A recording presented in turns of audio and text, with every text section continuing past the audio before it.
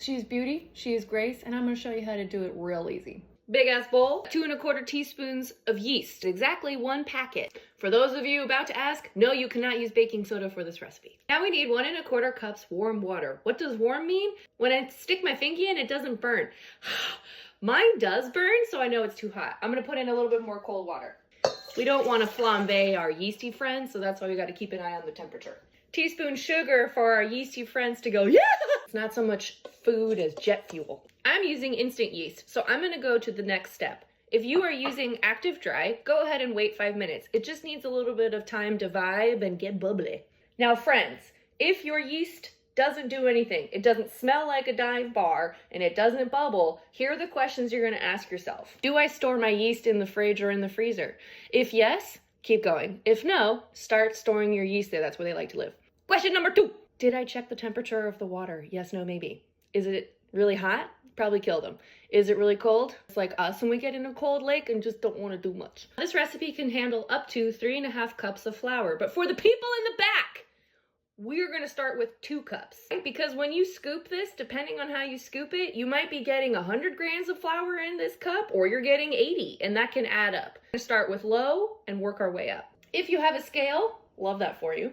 You want 400 grams of flour. Take your favorite wooden spoon or spatula, give it 20 stirs. Ta-da! Caca! Let's add 1¼ teaspoons of salt before we add any more flour. I'm gonna do 10 spatulets. Today it's a spoonchulet. A scoop from the bottom, smush.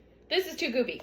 Add 1/4 cup of flour, 5 spatulets. Scoop, punch. So go around the bowl, give it a little scrape, and do 5 more spatulets. Still kind of goopy at the top there, so I added another 1/4 cup of flour. My #1 tip for bakers, less is more. After about 20 spatulets, she's not goopy. She's not flowing like a lava flow. The one thing we want to make sure is that there's no dry patches. Let it sit for an hour to 1.5 hours until she doubles in size. An hour later, she hath grown and is ready to be shaped. Thus, we have a clean surface that I immediately give a little spronkelage of kitchen lube to. Just enough to say, ah, it snowed. We're just going to gently coax her out of her home, kind of pawing at her.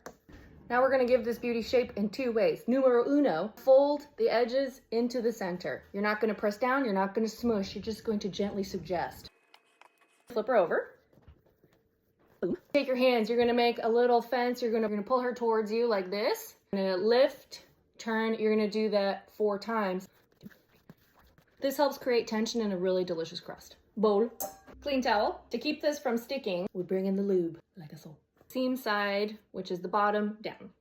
Cover, let sit for another 30 to 45 minutes. About 45 minutes, she's risen again. She looks gorgeous. Now it's time for her to get a real tan. If you like a really thick crust, preheat your Dutch oven with your oven and then chuck the bread in. If you're like me and like a more delicate bottom crust, this is cold.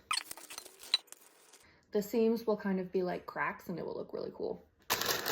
Cover, bake for 30 minutes. Then check on it. Mine needs more time. I'm gonna leave it open for 15 minutes. Oh yeah. Yumtown population you. For storage, I recommend pre-slicing, chucking it into a freezer-safe bag, and then either storing on your counter for a couple days or putting it straight in the freezer. Doing it in the toaster goes wickedy.